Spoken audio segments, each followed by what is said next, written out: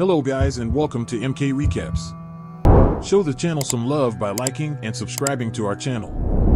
A girl named Wednesday Adams comes to school where she witnesses the bullying of her younger brother. From time to time, she is visited by visions in which she sees what happened earlier or what could happen in the future. After what she saw, Wednesday decides to take revenge on the offenders with the words that it is impossible to bully her brother and still be alive. So she did the unexpected. Yeah. Non, rien de rien. Parents of Wednesday, Gomez and Morticia, decide to send their daughter to Nevermore Academy. That is where he and his wife once met. The father promises his little Wednesday that she will definitely like the new school because Wednesday will finally be among those who understand her. And here in Nevermore is different from other boarding schools, since it's a magical temple reserved exclusively for outcast people blessed with powers. That boy's family, eaten by the fishes, was about to write a statement of attempted murder, and for sure her parents are scared that it would look terrible on her file as a bad record. To prevent everyone from knowing that she was expelled, Nevermore Academy, in the meantime, a local castle. A parent warns the boy that he shouldn't walk through the forest alone because the path runs through Nevermore. Strange things are happening here, however, the guy is sure that he is not in danger. After which, he becomes a victim of a monster attack. The principal, Weems, says that they were once roommates with Wednesday's mother. And next to, they are also talking about the fact that she has attended 8 different schools in the past 5 years, but her grades were not bad. In the last 5 years, where I was kept, I am sure it was better than this place, so this is no exception. After this, the headmistress invites her to meet her roommate, Enid. And above all, Wednesday is quite surprised by the appearance of the new roommate. However, she tries greeting Wednesday before her dad reassures her by saying that she always looks half dead. Enid tries hugging her new roommate very warmly, but Wednesday doesn't give a damn about it. After which, the headmistress asks to arrange and show the newcomer around. Wednesday asks to save her roommate, shows her a photo advertising speech, but she said she is not coming here to linger and does not want to become the same as her mother, whose pictures are hung all over the place. This is all a crazy idea of Wednesday's parents. They were looking for an excuse to send her here. However, this part of their sad and quite obvious plan will soon fail miserably. Her roommate introduces Adam to the elites, the main 4 groups here. These are Night Widows, which include Enid Stone and Scaly, each here with unique abilities. For example, a Night Widow Scaly, she is the leader. She has fish skin. The girl's real name is Bianca, and she is, among them, something like the local queen of the Night Widows. However, this is not interesting to Wednesday, so she just leaves her roommate. This is really a death trap in a new form, and her mother emphasizes to her that all her escape plans are to be canceled right away. Her parents leave her a spy and enchanted hand in which they will use to regularly keep in touch with every move of their daughter. The local sheriff Galpin has always suspected that the murder is definitely related to Nevermore.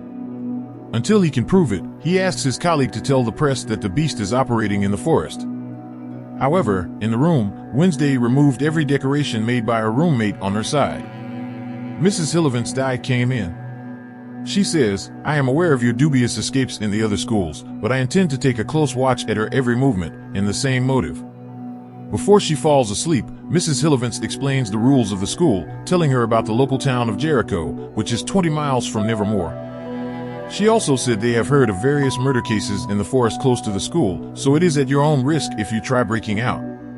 The next day, Wednesday ends up in the infirmary because of a cut. In the morning, she challenged the Queen of the Night Widows, which in fact is leader Bianca.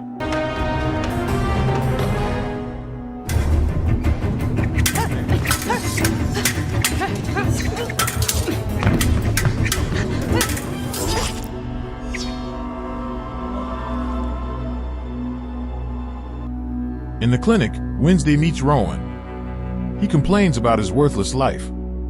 His mom promised that he could fit into Nevermore.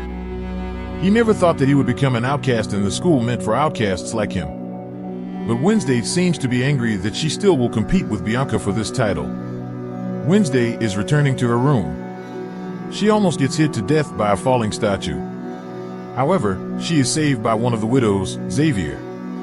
The guy does not receive gratitude for saving her because, having seen a falling statue in the head, Wednesday came to understand that her death would be extraordinary, and she liked this idea.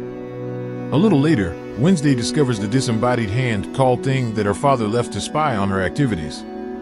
Angry and furious, Wednesday offers two options for Thing. Either Thing swears on oath to save her as his master, or she will lock it in a box until the end of the semester. As a result of this, Thing swears allegiance to Wednesday and later reveals that the main task is to escape from Nevermore, this teenage purgatory which his master Wednesday has a good plan. Welcome to Jericho by court order. Wednesday is required to visit the headmistress's therapist twice a week. Wednesday guesses that Adams will make attempts to escape, so she will personally make sure that this does not happen. After a very tense dialogue with a psychologist, Wednesday goes to the toilet and immediately gets down to business. She runs away, and on the way, she bumps into a man where she has another vision of the future.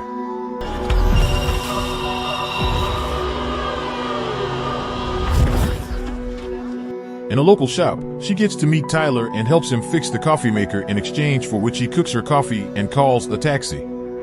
Tyler says that there is no taxi here, and he offers the guy $20 to take her to the nearest Burlington station where Adams can take the train. The guy says that she will not be able to bribe him, he will take her for free. However, she needs to wait for his work shift. While waiting for Tyler, she famously understands the son of the mayor by his supporters.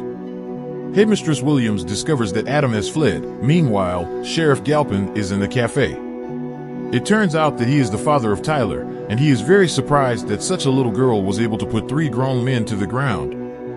After he finds out that her last name is Adams, he says that her father is Gomez and he is to be behind bars for murder charges against him, and he will closely monitor Wednesday on the way back to Nevermore. Wednesday is surprised to see a car accident. It turns out to be the man that bumped into her earlier, in which she saw his future before it even happened.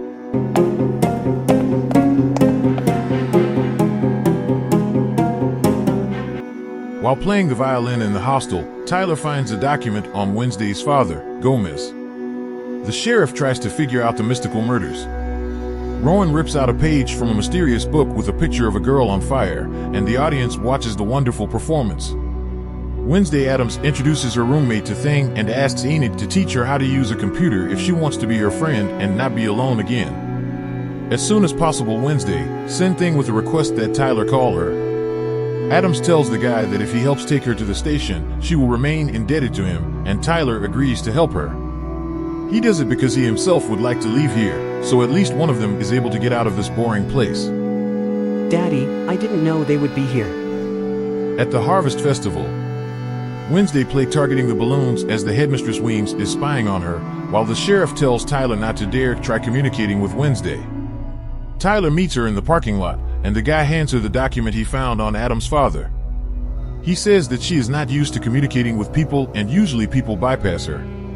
Tyler says that she is not at all scary, rather quiet and attractive. He likes it and asks her to hurry up, avoiding meeting with the mayor's son who decided to avenge that case, the weather war. Wednesday again covers the vision in which she sees the death of Rowan. Adam rushes to save him, telling him that he is in danger. However, he admits that she is in danger with the help of his powers. He intends to get rid of Wednesday. He says that her mother made this drawing 25 years ago when she studied Nevermoria. According to her, Wednesday will destroy the school along with all the magicians, and his task is to prevent this from suddenly happening in Nevermore. A monster from nowhere attacks and kills the guy, leaving Wednesday alive.